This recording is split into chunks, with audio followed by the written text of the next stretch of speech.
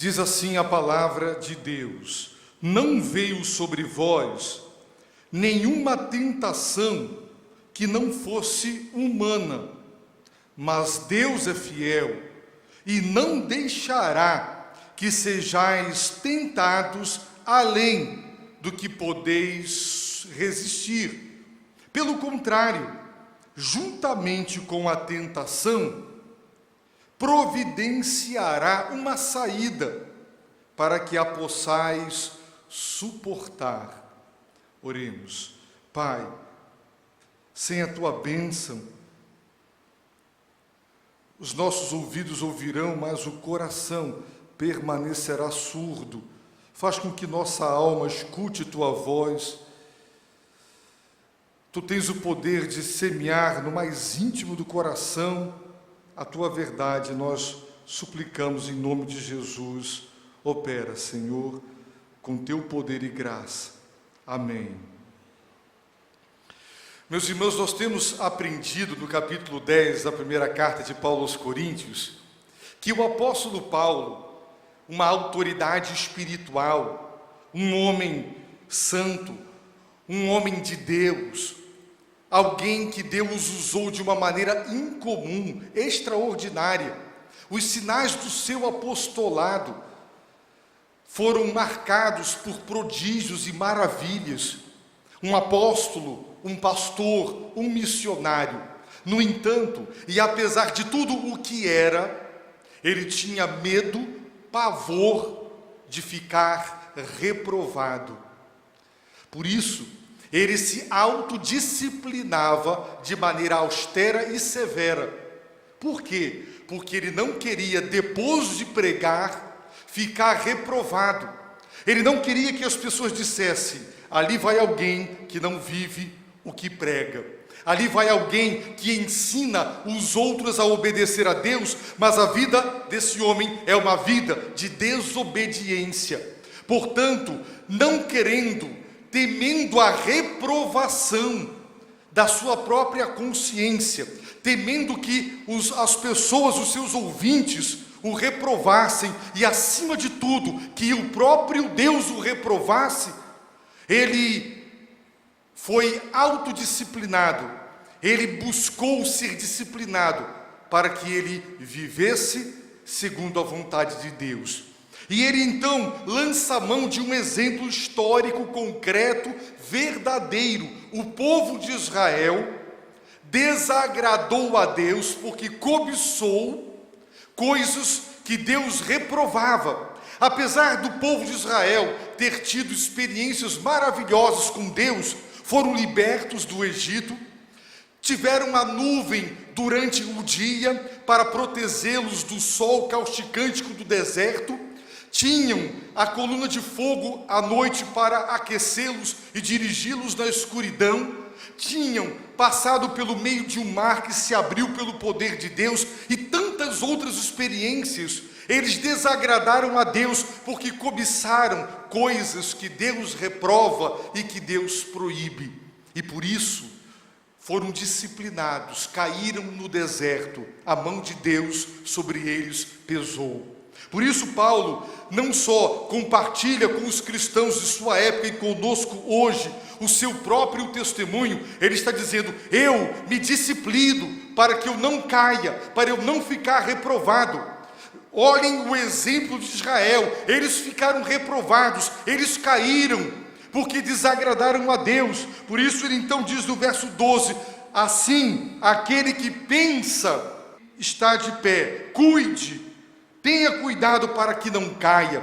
Existem muitas pessoas que pensam, quando fazem uma avaliação de si mesmas, chegam à seguinte conclusão: eu estou bem, eu sou forte, a minha vida está em paz com Deus, tudo está bem comigo. É uma avaliação equivocada, errada, é um autodiagnóstico que é impreciso e muitas vezes isso custa a própria vida. A soberba, diz a Bíblia, precede a queda. Aqueles que pensam estar de pé, firmes com Deus, tomem cuidado para não cair, porque são aqueles que se julgam fortes e preparados para o que der e vier, que muitas vezes tomam tombos violentos na vida cristã. Então, meus irmãos, o apóstolo Paulo vai entrar exatamente no tema da tentação. Tema que nos é comum. Existem muitas coisas que nos diferenciam. O saber nos diferencia. As posses materiais fazem muitas diferenças. Mas tem algo que nos nivela, que é comum a todos nós. Isso significa tentação. Não há ninguém aqui na face da terra que não seja tentado, que não tenha sido, que não esteja sendo e não seja tentado. Jesus, o Filho de Deus, foi tentado e nós somos diariamente tentados. Prova disto é a oração do Pai Nosso.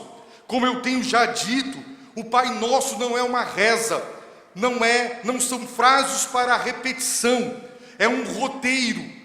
Jesus, nesta oração, nos ensina quais são os assuntos que não podem deixar de ser mencionados quando oramos. Se alguém lhe perguntar o que eu devo dizer quando oro, Jesus disse: aqui estão os assuntos que não podem deixar de fazer parte do conteúdo da sua oração. E ele disse para que diariamente orássemos dizendo: não nos deixeis cair em tentação. E ele também nos ensinou a orar: livra-nos do mal, livra-nos do maligno. Portanto, o maligno e o mal existem e proporcionam ciladas, astutas, inteligentes, camufladas, com iscas saborosas, apetitosas, atraentes, que nos arrastam como imã, para que nós sejamos fisgados pelo anzol das trevas e então caiamos em pecado, entristeçamos a Deus e vivamos uma vida de fracasso, uma vida de derrota. Meus irmãos, uma das piores coisas da vida em termos cristãos é pensar que pecado é coisa qualquer, é coisa rotineira, faz parte da vida, é assim mesmo, somos pecadores e nos conformamos com a realidade de viver sempre pecando, sem pensar nas consequências e sem nos dar conta de que Deus não deixa o pecado impune. A tentação é uma realidade para todos nós. Não há ninguém aqui que não seja tentado. O Filho de Deus foi tentado, eu sou tentado todo o tempo todo, e vocês também. Por isso nós temos que aprender, meus irmãos, a encarar a tentação. E esta passagem, ela é extraordinária, sabe por quê?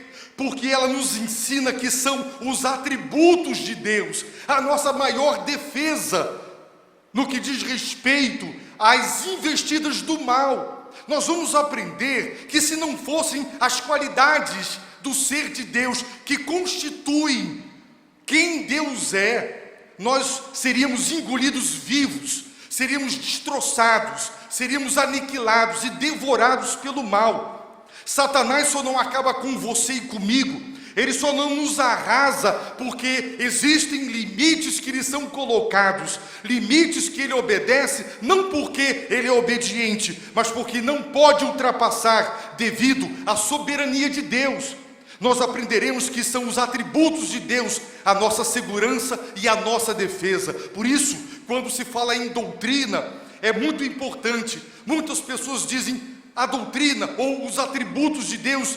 Do que adianta ou qual a relevância de estudar os atributos de Deus? Os irmãos observarão neste pequeno verso que são estas qualidades do ser de Deus a nossa grande proteção. Esse versículo também nos desmascara, porque deixa claro uma coisa: não existe tentação que possa ser enquadrada na categoria do irresistível ou do insuportável. As propagandas, quando apresentam algo e apresentam a palavra tentação, existe chocolate, existem sobremesas, existem algumas coisas que são chamadas de tentação. Por quê? Porque ninguém resiste à tentação. É algo que é impossível dizer não. Trata-se de uma mentira. Esse texto deixa absolutamente claro que não há tentação irresistível, que não possa ser resistida, vencida e superada. Não há tentação insuportável. Nenhum de nós pode dizer, caí porque foi pesado demais, não suportei. Portanto, se quisermos atribuir a Deus ou à tentação os nossos fracassos, infortúnios e quedas, teremos que chamar toda a responsabilidade para nós mesmos, porque não há tentação irresistível. Há sim um Deus Todo-Poderoso, capaz de nos dar a vitória sobre toda a tentação. Esta passagem, meus irmãos, é fonte de consolo, é energia, é energético, é fonte de renovação de forças para todos nós. Por isso, não vamos simplesmente nos acomodar dizendo, eu estou vivendo do jeito que eu estou vivendo, porque eu não consigo vencer a tentação. Você não consegue porque simplesmente você não está fazendo o que Deus manda. Porque é possível viver uma vida no centro da vontade de Deus, vencendo as tentações. Paulo diz, meus irmãos, não veio sobre vós nenhuma tentação que não fosse humana. Paulo colocou de uma maneira negativa, não veio, vamos colocar positivamente, veio sobre vós tentação que é humana. O que ele quer dizer com isso? Deus não permite que Satanás, que os demônios façam conosco, por exemplo, o que Satanás fez com Jesus. Ele pegou Jesus e o levou para a parte mais alta do templo. Jesus estava no deserto e ele foi levado para a cidade santa Jerusalém e colocado no lugar mais alto do templo. E Satanás disse, pule daqui, um paraquedas angelical o impedirá de se espatifar lá embaixo e as multidões irão aclamá-lo como Messias. Isso é prova de fé, pule. E Jesus disse, isso é tentar a Deus. Depois Satanás o levou para o alto de uma montanha, não sei qual e não sei onde. Ele mostrou todos os reinos desse mundo, com as suas riquezas e glórias. Irmãos, se o diabo pudesse fazer isso com você e comigo, nós cairíamos todas as vezes. Então diríamos, é irresistível, é insuportável. Mas não veio sobre a minha vida ou sobre a sua vida alguma tentação que não fosse humana, dentro da esfera humana. Se o mal virá contra nós, virá através de pessoas, seres humanos, circunstâncias, situações. Nunca como foi com Jesus, de uma forma sobrenatural, espiritual, de uma natureza muito maior que nós pudéssemos suportar. Com Jesus foi, conosco não é. Toda a tentação se dá nessa esfera dos nossos relacionamentos e daquilo que pertence à qualidade do humano. Portanto, não veio sobre vós, e esta palavra, o verbo vir, indica algo que vem como ataque para dominar e subjugar, porque é isso o que o diabo quer quando nos tenta, nos dominar e nos subjugar. Por isso a palavra de Deus diz, não deis lugar ao diabo. Se você der uma brecha, ele entra. Se você abrir uma rachadura no muro da sua defesa, ele vai entrar na sua vida, ele vai fazer a festa na sua vida. A festa da destruição. Então, não veio sobre vós tentação, senão humana. Nós não tivemos nenhum tipo de confronto direto com Satanás, dessa forma espiritual, transportado daqui ou para ali. Não. Segundo lugar, mas Deus é fiel. Irmãos, os atributos de Deus, a fidelidade é um dos atributos, uma das qualidades que constituem o ser, a essência e a própria natureza de Deus. A natureza divina é fiel, Deus é verdadeiro. A palavra de Deus é a verdade, e a fidelidade de Deus é comprovada e revelada à medida que Deus cumpre aquilo que Ele diz. Portanto, Deus não é fiel a mim e nem a ti, Deus é fiel à palavra dele. Porque em sua lei não encontramos só a prescrição do que deve e do que não deve ser feito, mas também as recompensas pela obediência e as penalidades pela desobediência. Portanto, a lei é constituída de mandamentos, recompensas para os obedientes e castigos para os desobedientes. Quando somos fiéis a Deus, guardando os mandamentos, então Ele é fiel a nós, recompensando como prometeu. Quando somos infiéis pela desobediência aos seus mandamentos, então Ele cumpre o que prometeu, Ele nos castiga. Portanto, Deus é fiel, a natureza divina é fiel. Irmãos, é preciso entender uma coisa: a base de qualquer relacionamento é o conhecimento. Quanto mais você conhece uma pessoa, mais você saberá lidar com ela. Se você conhece os gostos, as manias, o temperamento, o jeito de uma pessoa, você sabe como lidar com ela. Portanto, a base do relacionamento é o conhecimento. Deus quer relacionar-se conosco, por isso Deus se revelou, deu-se a conhecer. Ele se autodescortinou para que nós conhecêssemos as suas qualidades, os seus atributos, e então, com base em quem Ele é, tivéssemos um relacionamento com Ele que gere comunhão e não o rompimento da comunhão. Por isso, conhecer os atributos de Deus é fundamental. Você não poderá dizer, como dizemos uns aos outros: desculpe, eu não sabia que isso lhe ofendia tanto. Desculpe, eu não sabia que isso lhe desagradava tanto. Por que fazemos isso? Porque ignoramos o outro, ou pelo menos fingimos. Quando uma esposa vai servir o prato do marido e alguém diz: ponha isso, a esposa diz: não põe, ele não gosta. Ela conhece, e porque conhece, sabe o que deve colocar e o que não deve. A base de todo relacionamento é o conhecimento. Por isso, se você quer relacionar-se com Deus, você precisa conhecer a Deus, seus atributos, suas qualidades. E a Bíblia está dizendo: Deus é fiel. Essa é uma qualidade de vida. Enquanto o homem é infiel, em todo sentido, Deus é absolutamente fiel. E a fidelidade divina é revelada, diz Paulo, da seguinte maneira: Deus não deixará que sejais tentados além do que podeis resistir. Se um engenheiro que projetou colunas sabe que ela foi projetada para suportar 10 toneladas e ele deixa colocar 50 toneladas, ele é um irresponsável. Aquelas colunas não podem resistir àquelas 50 toneladas, porque elas foram projetadas para suportar 20. Deus conhece os nossos limites, Deus conhece as nossas fraquezas, Deus conhece a nossa estrutura. Ele sabe que nós somos pó, Ele sabe que o espírito está pronto, mas a carne é fraca.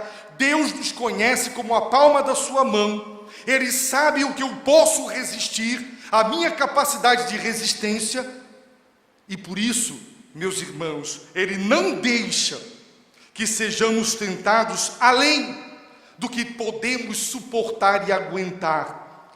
Isso revela a fidelidade de Deus. O diabo, meus irmãos, não acaba conosco através de uma tentação irresistível, insuportável, porque Deus soberanamente coloca limites. Quando o texto diz que Ele não deixará, quem Deus não deixará? Deus não deixará que o diabo faça o que quer, o que queira e deixe de querer. O diabo é um ser, é criatura de Deus, é um ser caído. Mais um atributo de Deus, a soberania. É Deus quem reina neste universo. O mal está sob o controle de Deus. Satanás não faz o que quer e bem entende, quando quer e como quer. Deus tem colocado e estabelecido limites para ele, que ele tem que obedecer, porque Deus é Deus. Deus não deixará. Haverá da parte de Deus, ou há da parte de Deus, uma proibição. Você, Satanás, e seus demônios não tentarão os meus servos, além do que eles podem resistir. Portanto, tudo que vier contra você e contra mim, digamos, posso resistir, suporto, porque Deus não deixaria. Logo, não vamos ficar nos escondendo atrás da nossa fraqueza e dizendo: essa tentação era irresistível, não dava para resistir. Esta tentação era insuportável, não dava para suportar. Porque Deus, que nos conhece, não permite, não deixa que a tentação seja além daquilo que podemos resistir. Isso revela o quê? A fidelidade de Deus. É esse atributo divino a razão da nossa vitória, a razão da possibilidade de vencer toda a tentação está exatamente no atributo em quem Deus é. Deus é fiel. Está em quem Deus é soberano. Põe limites para o diabo. Por isso, conheça a Deus, conheça a tentação, conheça a si mesmo, e você não permanecerá com explicações para justificar, justificativas para explicar os nossos insucessos, os nossos fracassos.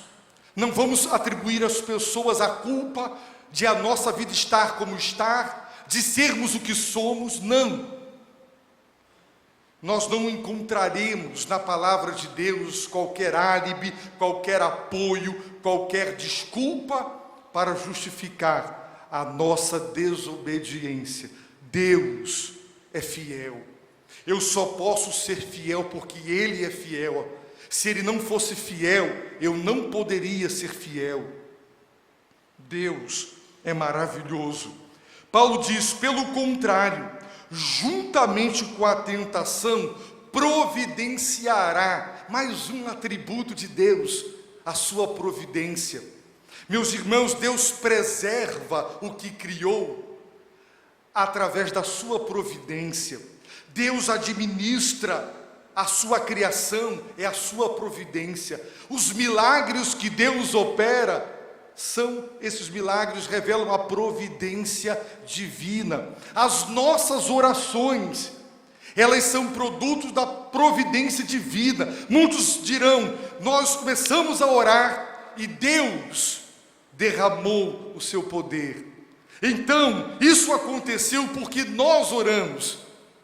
Mas o imaturo não entende, e nesse ponto a teologia reformada é a mais madura das teologias, compreende à luz das Escrituras que é Deus quem, em primeiro lugar, inclina, põe no nosso coração esta vontade de orar, pedindo um avivamento, uma intervenção. E quando ela acontece, é claro, é produto da oração que o próprio Deus instigou lá dentro de nós. É a providência para deixar claro para o homem que é Deus quem opera por meio do homem.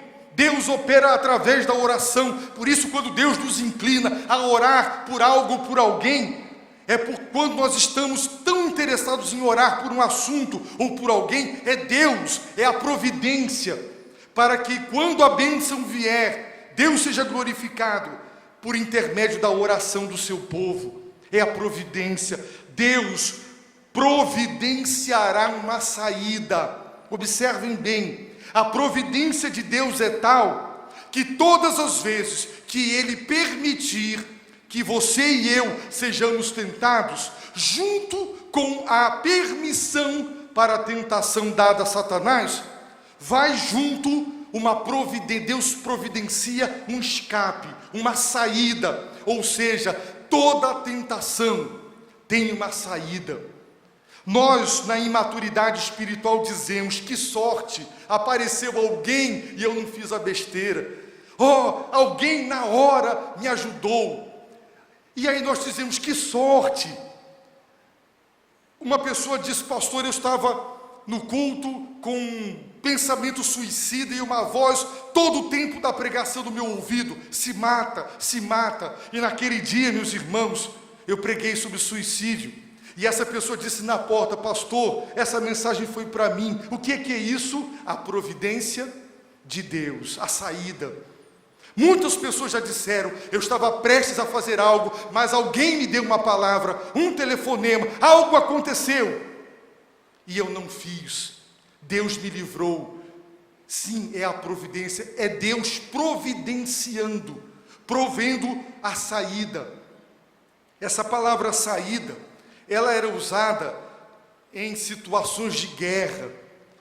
Um exército numa montanha cercada, numa situação já insuportável, insustentável, e encontra um desfiladeiro, encontra um lugar por onde desce e foge, e escapa do cerco, uma saída. Sim, Deus é fiel, em primeiro lugar, revelando a sua fidelidade como? Não deixa que sejamos tentados além da capacidade de resistir. Em segundo lugar, Deus é soberano, porque Ele não deixa. Em terceiro lugar, a providência divina, Ele providencia uma saída. Sempre haverá uma saída, de alguma maneira haverá uma saída. Pedro iria cair, mas antes, Jesus disse: Pedro, eu orei por você. Satanás pediu para tentar você, e foi permitido, mas eu orei por ti, para que a tua fé não desfaleça. A saída, ele foi avisado. Então veio a tentação, e Pedro se arrebentou, porque ele não deu ouvidos a Deus. A saída foi providenciada. É alguém que nos dá uma palavra, é uma mensagem, é uma leitura, é algum acontecimento que fala com a gente. É Deus mostrando: não faça, cuidado. É Deus alertando. Mas o homem, na sua cegueira, na sua estupidez, na sua rebeldia, ele não vê, ele não enxerga as saídas que Deus está mostrando, e depois ele diz: coitado de mim, eu sou miserável, eu sou um tadinho, eu sou vítima das pessoas, eu sou vítima das circunstâncias, eu caio e eu vivo assim porque eu sou muito tentado. E ele então responsabiliza tudo e todos pela sua queda, pelo estado espiritual em que ele está, mas ele não chama para si a responsabilidade. Ele quer negar a fidelidade de Deus, a soberania de Deus, a providência divina. Deus, meus irmãos, sempre providenciará uma saída, não importa o quão pesada e dura for a tentação, haverá uma saída, Deus indicando. Os irmãos já viram em alguns lugares, como ali tem escrito saída de emergência. Existem aviões e existem lugares, apaga tudo, mas a lâmpada de saída fica acesa, é por ali, você corre, é por ali, tem uma saída, sempre terá uma saída. Portanto, não existe tentação irresistível, insuportável. Com que propósito? Para que a possais suportar. Deus nos dá a saída para que possamos suportar, aguentar aquele período de teste, aquele período de tentação. Como Deus é bom, como Deus é maravilhoso, que ser extraordinário, bondoso e misericordioso é o Senhor. Quantas qualidades, os atributos desse Deus amoroso, que sabe do ódio, do mal contra nós, que sabe que o inimigo nos destruiria. O diabo tem poder para acabar com você e comigo, com a nossa raça, mas ele não faz, porque ele está na coleira de Deus, ele está sob o comando de Deus. Tem gente falando sobre guerra espiritual, como se o inimigo de nossas almas tivesse poder autônomo, independente, para fazer o que quer.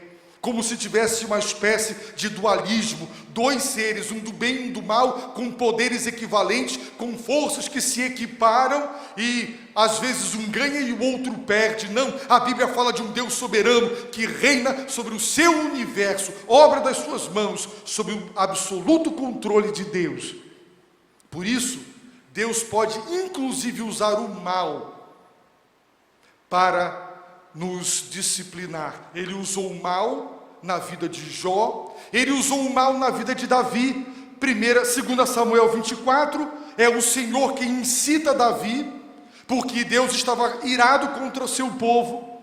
Mas lá em Crônicas, é Satanás quem incita Davi, e não Deus. Por quê? Porque Deus é tão soberano, que Ele pode usar o mal para realizar os seus propósitos.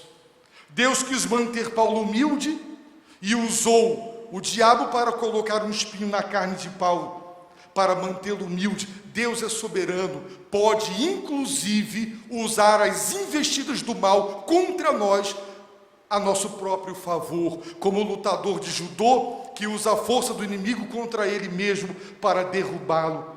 Deus, meus irmãos, é Deus. Portanto, ao deixar esse lugar, façamos da seguinte maneira, entendendo, seremos diariamente tentados. O que significa ser tentado? Significa ser submetido a um teste. A sua fé será testada, a sua fidelidade será testada, a sua pureza será testada, a sua paciência será testada. Você será tentado. E a intenção do maligno, ao nos submeter a teste, é nos ver cair, desonrar a Deus, nos ver na lama, envergonhados, cabisbaixos, sem autoridade para orar, inúteis nas mãos de Deus. É isso que Ele quer ver, crentes desobedientes e infiéis. Mas Deus é fiel. Por isso, meus irmãos, saiamos daqui entendendo, a tentação faz parte da vida diária. Todos somos tentados. Não há ninguém aqui que não seja tentado. A tentação não é irresistível, não é insuportável. Deus é fiel, põe limites, e os limites é a nossa capacidade de resistir, que Ele bem conhece. Se você tem mais do que eu, Deus deixa mais com você do que deixa comigo. Deus conhece a cada um de nós.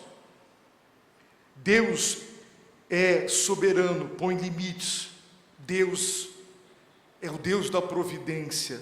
Ele sempre cria uma saída para que possamos suportar. Por isso, não fiquemos mais com desculpas. Vamos assumir, vamos nos humilhar e dizer: Deus, me perdoa. Eu tenho sido infiel. Perdoa porque não tenho orado, jejuado, não tenho me alimentado da Tua palavra, não tenho buscado a Tua presença. Por isso, quando a tentação vem, ela me derruba. Meus irmãos, quem está acostumado a ceder às pequenas tentações, quando vêm as grandes, cairá. Quem não resiste à tentação de abrir um e-mail pornográfico, não resistirá uma investida de uma mulher para o adultério, porque quem não é fiel no pouco, não será fiel no muito. Quem não é fiel num troco de R$1, o dia que tiver dar 1.000 ou 10.000, não vai ser fiel. Quem está acostumado a viver de maneira infiel, porque diz: isso não tem importância, é uma mentirinha, é mentira branca, é uma mentira que não faz mal a ninguém. Mentira é mentira, ponto final. E quem mente nas pequenas coisas, mentirá nas coisas grandes. Portanto, a tentação, meus irmãos, ela é constante, e quem nas pequenas não faz questão de ser fiel, nas maiores também não será. Vamos deixar este lugar aqui com um propósito de buscar o poder de Deus. O apóstolo Paulo disse: posso, aguento, suporto todas as coisas, quando Ele me dá poder, quando Ele me fortalece. Então, se deixe fortalecer. Como? Ore, jejue, leia a palavra, busque a Deus, seja um cristão fervoroso, tenha a vida espiritual intensa, busque Deus, e você verá, você sentirá a presença, o poder que há em Deus e é derramado sobre aquele que busca, para lhe dar a vitória. Mas se porventura cair,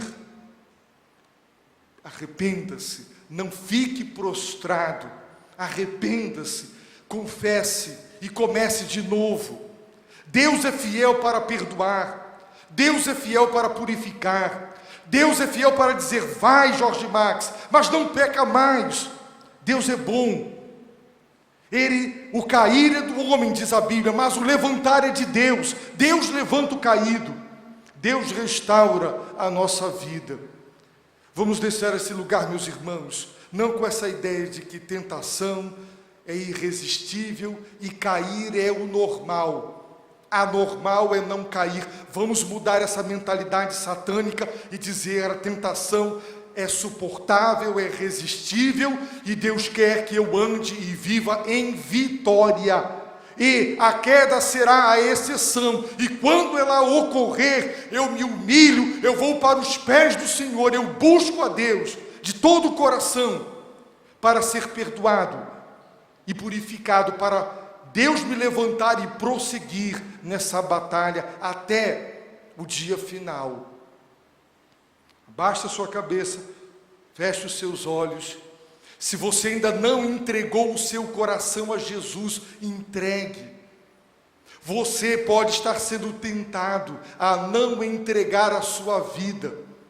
Você sabe que o diabo tem poder para colocar pensamentos na sua mente, pensamentos que você pensa que brotam do seu coração, mas na verdade eles vêm de fora, eles vêm de uma outra pessoa. Alguma vez você estava orando e um pensamento impuro, um pensamento horrível tomou conta de você? Alguma vez você estava tão sincero numa situação e de repente um pensamento terrível do qual você tanto se envergonhou? São setas do diabo, são pensamentos para que você acolha a sugestão e você haja de acordo com a sugestão e se arrebente e fira e envergonhe. Você pode estar sendo tentado a duvidar de Deus, da palavra de Deus, do sacrifício de Jesus, da necessidade de se converter para ser salvo. Você pode estar sendo tentado a pensar assim: confie nas suas boas obras, você é uma pessoa tão boa. Se você acreditar nisso, será o fim. Não creia, você não é bom e eu não sou bom. Se fôssemos, por que Jesus viria ao mundo? Pense, por que tanto sofrimento para o Filho de Deus, se fôssemos bons e pudéssemos com as nossas obras conquistar a salvação divina? Isso é um engodo, isso é uma mentira. Você está sendo tentado a confiar em si e no que é e no que faz, para que Deus te aceite. Deus só aceita quem aceita o Filho dele. Então converta-se ao Senhor nessa noite, entregue sua vida a Jesus, faça um pacto com Deus de fidelidade, peça a Deus hoje: restaura a minha vida, Senhor.